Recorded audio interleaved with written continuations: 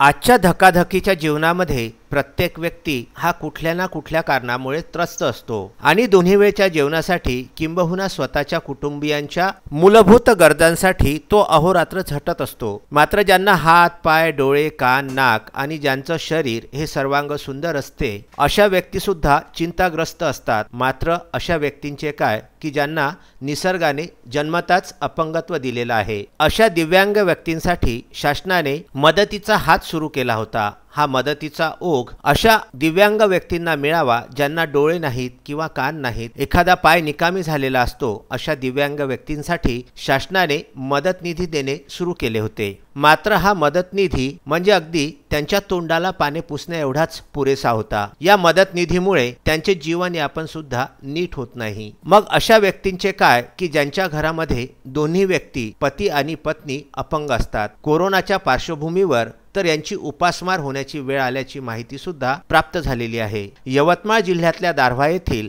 रेणुदास इंगळे आणि गजानन शिंदे ह्या दोन्ही अपंग व्यक्ती आहेत। यांना दारव्हा नगर परिषदेच्या वतीने अपंग निधी सुद्धा देण्यात येत होता। मात्र कोरोनाच्या पार्श्वभूमीवर कुणीही काहीही बोलायला तयार नाही। यासाठी शेवटी त्यांनी विदर्भ न्यूज प्रबंध संपादकांना याचना पत्र पाठविले। या याचना पत्रामध्ये अंध अपंग निधी मिळण्याबाबत आपण बातमी प्रकाशित करावी अशी विनंती सुद्धा त्यांनी केलेली आहे। यामध्ये त्यांनी लिहिलेले आहे की दोन्ही डोळ्यांनी ते अपंग असून त्यांचे मित्र सुद्धा दोन्ही पायांनी अपंग आहेत, पत्नी सुद्धा अपंग आहे। दारव्हा नगर परिषदेकडून मिळणारा अपंग निधी हा कितीतरी वर्षांपासून मिळालेला नाही। किमान 3 वर्षांपूर्वी हा निधी एकदा मिळाल्याचे प्रमाणपत्र सुद्धा त्यांनी विदर्भ न्यूजला पाठविलेल्या माहितीमध्ये कळविलेले आहे। त्यातच लॉकडाऊनच्या पार्श्वभूमीवर त्या कुटुंबियांची उपासमार होत असल्याची आणि त्यांना आर्थिक मदतीची सक्त आवश्यकता असल्याची बाब सुद्धा त्यांनी जाहीर केलेली आहे। आणि ते बरेचदा नगरपंचायतमध्ये चक्रा मारून आले, मात्र नगरपंचायतमधून सुद्धा त्यांना अद्यापपर्यंत कुठल्याही प्रकारचा निधी हा उपलब्ध झालेला नाही असे सुद्धा त्यांनी यामध्ये सांगितलेले आहे। अशा या दिव्यांग व्यक्तींसाठी राज्यमंत्री बच्चू कडू यांनी सुद्धा अनेक आंदोलने केलेली आहेत। या बातमीचा आधार घेऊन राज्यमंत्री बच्चू कडू यांनी या दिव्यांग कुटुंबांना मदत करावी अशी सुद्धा आशा त्यांनी व्यक्त केलेली आहे।